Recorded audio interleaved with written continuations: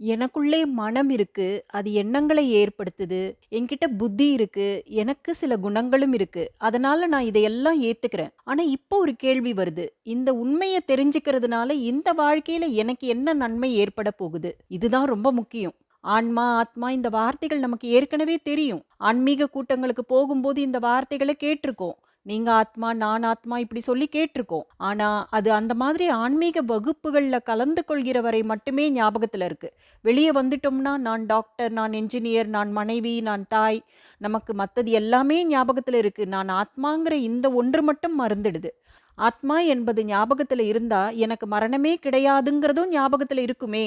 இந்த உடல், உறவுகள், உடைமைகள் இது எல்லாமே இந்த பிறவியில் கிடைத்தவை. நிரந்தரம் கிடையாது. ஜஸ்ட் இந்த ஒரு பர்த்துக்காக மட்டுமே கிடைச்சிருக்கு. ஆனால் நாம் செய்யும் கர்மங்களினால் நமக்குள் ஏற்படும் பதிவுகள் தான் நிரந்தரம் என்பதும் ஞாபகத்தில் இருந்திருக்கும்.